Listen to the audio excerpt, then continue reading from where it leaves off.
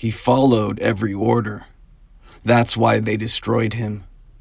Yi Sun Sin did not rebel. He did not maneuver politically. He did not protect himself. He obeyed.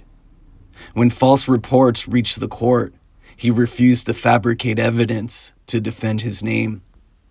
When rivals accused him, he did not counter-accuse. When orders came that endangered his fleet, he carried them out anyway. Integrity felt like safety. It wasn't. The court did not need proof. It needed balance. Yi Sun Sin had become too singular, too effective, too difficult to replace, and therefore too dangerous to tolerate. Success inside weak institutions does not create loyalty. It creates fear. Rivals understood this. They fed the court reports of disobedience. They questioned his judgment.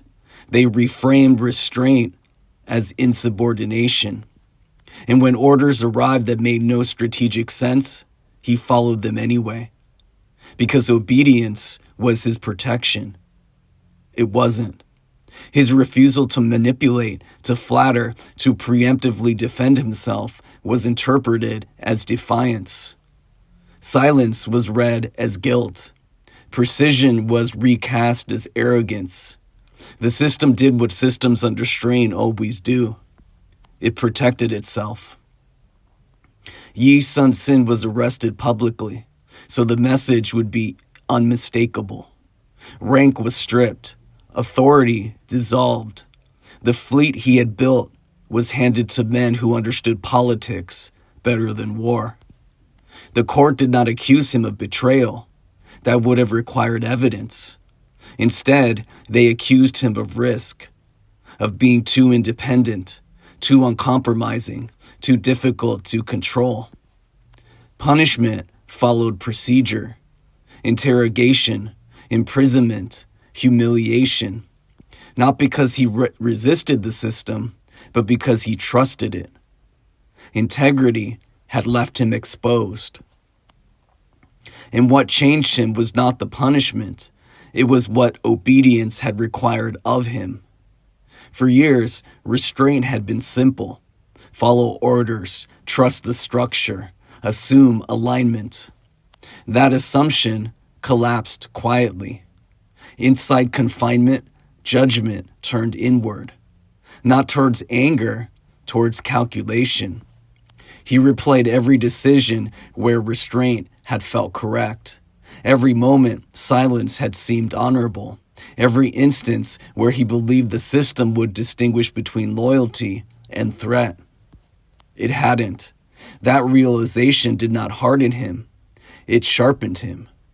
Restraint was no longer moral. It became strategic. Obedience was no longer assumed to be safe.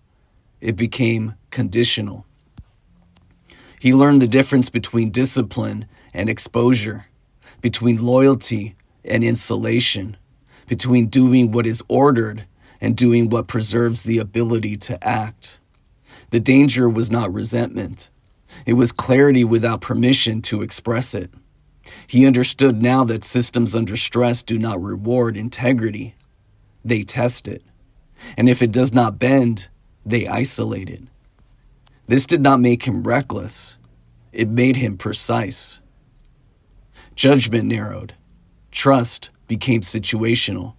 Restraint became deliberate rather than instinctive. He stopped assuming protection. He began preparing for absence. And then the system failed. It did not apologize. It reversed itself. Orders were rewritten. Accusations quietly dissolved. The man they had dismantled was summoned back, not as restitution, but as necessity. Integrity was no longer a threat, because collapse had stripped the system of pride. He returned to command under different conditions. Not trust, not protection. Absence. He led without illusion now, not because his code had changed, but because he no longer confused it with safety.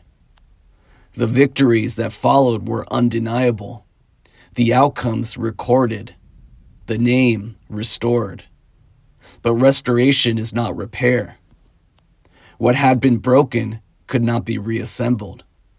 Vindication does not rewind damage. Survival does not imply justice. Being needed again does not mean being valued. The system used him because it had exhausted its alternatives, not because it had learned. When the war ended, his integrity remained intact. But the belief that integrity would shield him was gone.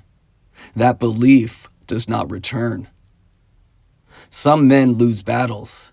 Others lose trust. And losing trust reshapes how a man stands in the world. Not louder, not harder, but permanently awake to the difference between honor and insulation. That is the final cost of integrity without protection. Not bitterness, but clarity that never sleeps again.